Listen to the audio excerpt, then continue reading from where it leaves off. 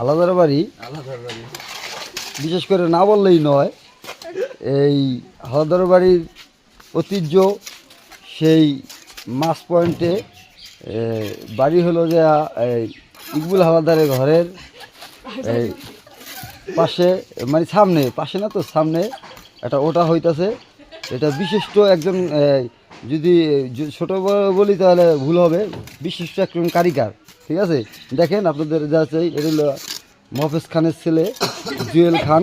ঠিক আছে, সে বড় ধরনের একজন কারিগর। আমাদের বাড়িতে এসে যেই মডেলে একটা ওটা কথা আছে, এই মডেল তখন তো বাংলাদেশে হয় নাই। এই জুটি বলি থাইল্যান্ডের পরে এই প্রথম বাংলাদেশে, থাইল্যান্ড থেকে।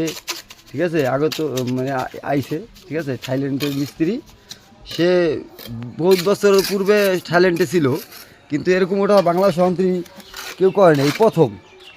আপনারা আশা করি বুঝতে পারতেছেন বিষয়টা, প্রথম বলতে এটাই প্রথম। ঠিক আছে, এরকম ওটা মন্ত্রী কেউ করে নাই পূর্বে, এই প্রথম কথা আছে। আপনাদের যদি পরবর্তীতে আপনাদের ওটা এরকম বিনা সার্ভিসে কত মন চায়, ঠিক আছে, অ্যাজমাইলেজ ছেড়ে দিয়ে, ঠিক আছে, তার একটা পরিচয় আছে, সেটা হলো অ্যাজমাইলেজ ছেলে।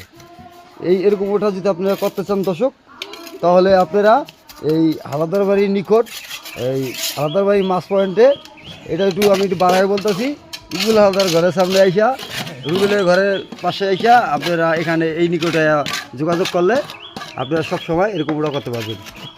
রুবেল হালদারের স্ত্রীর কাছে আসবেন বিশেষ করে। ভালো থাকবেন, আল্লাহ হাফেজ। এই পর্যন্তই ভালো থাকবেন। পরবর্তী ভিডিওর আগ পর্যন্ত আপনারা সুস্থ থাকবেন, ভালো থাকেন, আল্লাহ হাফেজ।